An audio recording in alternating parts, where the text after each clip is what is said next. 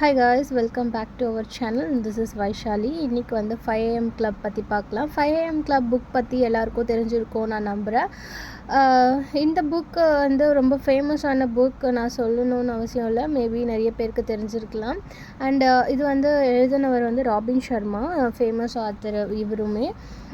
நம்ம வந்து இப்போது இருக்க இந்த காலத்தில் நம்ம நிறையவே டைம் வேஸ்ட் பண்ணிகிட்டு இருக்கோம். Every day வந்து every seconds every minutes we are wasting our time while using mobile phones. ரொம்ப லேட் நைட்டில் வரைக்கும் வந்து மொபைல் ஃபோன் யூஸ் பண்ணுறோம். லேட் மார்னிங்கில் எழுந்து அர்ஜெண்ட்டாக கிளம்பி ஆஃபீஸ்க்கு காலேஜ்க்குன்னு ஓடிட்டு இருக்கோம். பட் நம்ம வந்து சீக்கிரமாக தூங்கி சீக்கிரமாக எழுந்துக்கும் போது நம்மளால் நிறைய விஷயம் வந்து சாதிக்க முடியும். இது வந்து நம்ம ப்ரூஃப் பண்ணியும் இருக்காங்க. எவ்வளோ பேர் வந்து சாதிச்சிருக்காங்கன்னு ப்ரூஃப் பண்ணியும் இருக்காங்க. நம்ம வந்து ஸ்னூஸ் பட்டன் வந்து அழுத்திட்டு ஒன் டைம் இல்லை, 2 டைம்ஸ் இல்லை, மோர் தென் 10 times to 20 times வந்து நம்ம ஸ்னூஸ் பட்டன் ஆஃப் பண்ணிவிட்டு தூங்கிட்டுருக்கோம்.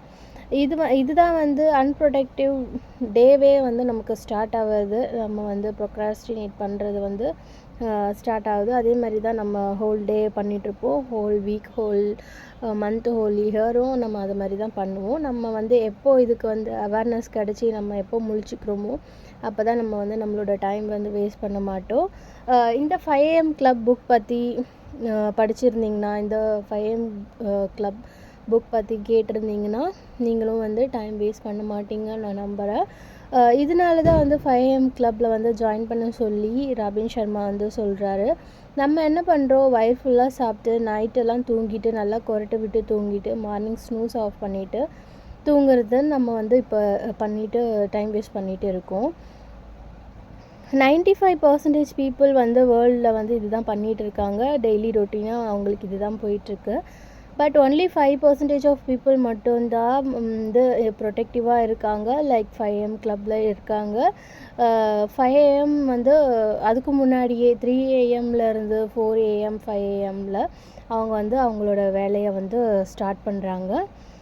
எல்லா முக்கியமான வேலையும் வந்து அந்த 3லேருந்து 8 மணிக்குள்ளேயே வந்து பண்ணி முடிச்சிடுறாங்க.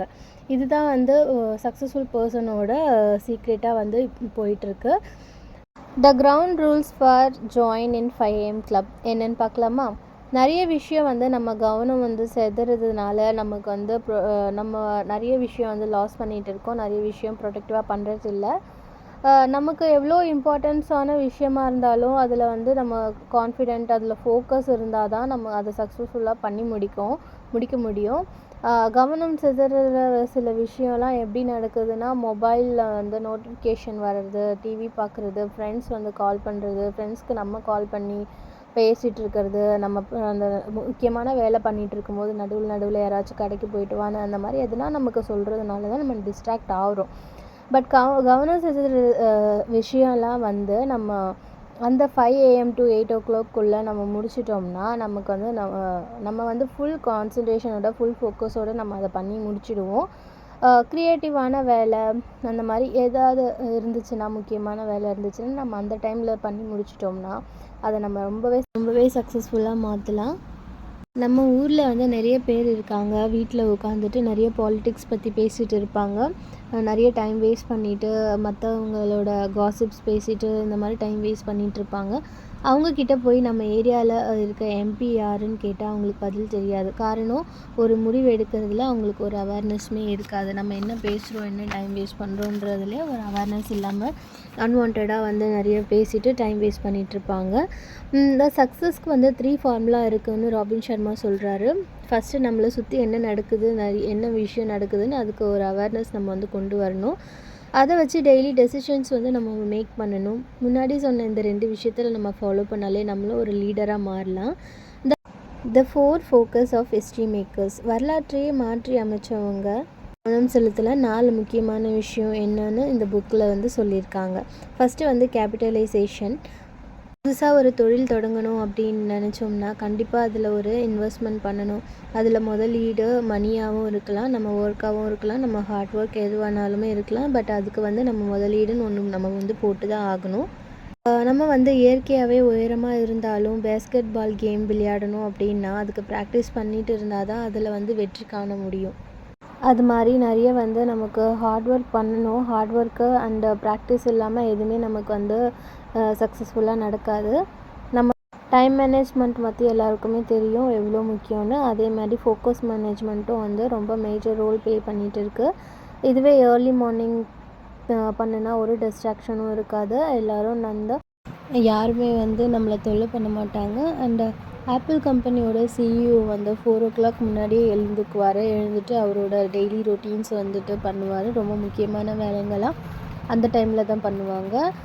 அது மாதிரி நிறைய ஜீனியஸ் வந்துட்டு அந்த டைமில் தான் எழுந்துக்குவாங்க. எழுந்துட்டு அவங்களோட முக்கியமான வேலைங்கள்லாம் வந்து அந்த டைமில் தான் பண்ணிக்குவாங்க. காலையில் எழுந்து லைட்டாக நம்மளோட பிரெயினை வந்து தூண்டி விட்டாவே போதும். இன்னும் வந்து தெளிவாக சொல்லணும்னா, மார்னிங் எழுந்திரிக்கும் போது இருக்க வந்து மன அமைதி வந்து அவங்களோட பிரெயினை வந்து ஆல்ஃபா வேவ்ஸ்லேருந்து பீட்டா வேவ்ஸ்க்கு மாற்றும். அதிலிருந்து டீட்டா வேவ்ஸ்க்கு மாற்றும். மாற்றத்தினால பிரெயினில் சுரக்கக்கூடிய கார்ட்டிசால்னு சொல்லக்கூடிய ஒரு ஹார்மோன் அளவு வந்து குறைஞ்சிடும்.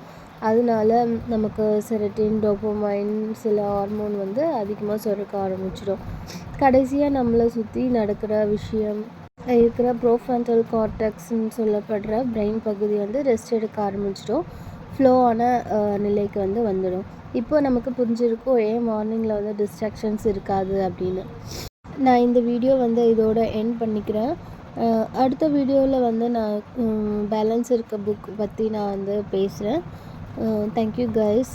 இந்த வீடியோ உங்களுக்கு வந்து பிடிச்சிருந்துச்சுன்னா என்னோடய சேனலுக்கு வந்து சப்போர்ட் பண்ணுங்கள். என்னோடய சேனல் வந்து ரொம்ப புது சேனல். உங்களுக்கு வந்து நிறைய புக் ரிவ்யூஸ் வந்து அப்கமிங் டேஸில் நான் பண்ணி கொடுக்குறேன். Bye guys.